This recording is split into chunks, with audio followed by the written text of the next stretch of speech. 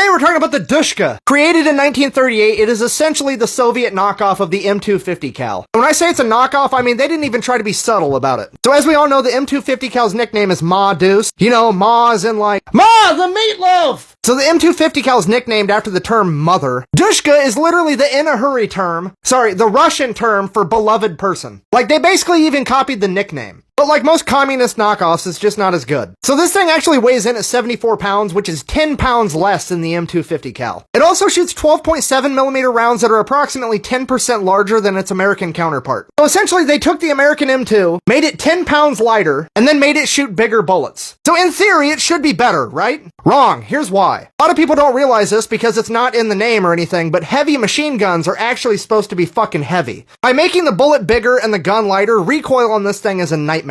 You cannot keep it on target to save your life. Like even when it's mounted on a tripod or on a vehicle or anything. So why am I even talking about Wish.com versions of the American on healthcare system? Well, because this is the Ukrainian mystery weapon. Yeah, this one from the viral videos. So yeah, believe it or not, this and that are actually the same weapon. So here's one of the viral videos just for reference. Sorry, there's no audio because most of the videos have music overlaid and I can't play that because of copyright, but here's the raw footage and you can see the recoil shaking the entire building.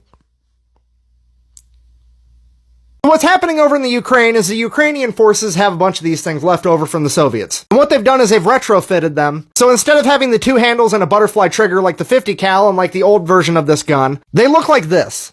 So if we zoom in, you can actually see the old wooden handle of the original gun, and then this is all the adapter kit, and the fucking trigger looks like a bicycle brake. And then they put these enormous muzzle brakes on them to try to control that recoil. So basically, they've taken an old Soviet-era heavy machine gun, and then MacGyvered it into a junkyard version of the American 50 cal Barrett that's fully automatic. And it's belt-fed, so you can just slap a whole box of ammunition on the side of it. Because reloading is dumb. Really though, this is another example of grunts doing Mad Max type shit in the field that ends up being more effective than the original weapon. Kinda like the gun trucks of Vietnam, or the Marine Corps' Frankengat from World War II. You see, the big problem with the DShk when you fired it from a swiveling tripod was when you fired, the recoil kicked the gun up off of your target. Well, when you make the overall gun like longer and put it on a bipod, it eliminates that issue. Before I get torn apart in the comments section, this is not to be confused with the Cord. This is the Cord, it's supposedly the new and improved version of the DShk, and they do look very similar. But really look at it for a second, that's a big gun. But it ain't that big. I mean, come on, this guy looks like he's about to go trophy hunting for fucking Decepticons. And if that's not enough to convince you, that's the trigger on the Cord. It's an actual gun trigger. Whereas this guy's 2 fingers and 4 knuckles deep on a fucking bicycle brake. In conclusion, there's nothing scarier than when grunts are allowed to let their creativity run wild. And when they do, it's important to remember it's never a war crime the first time. Merch and other links available at thefatelectrician.com. Quack bang out.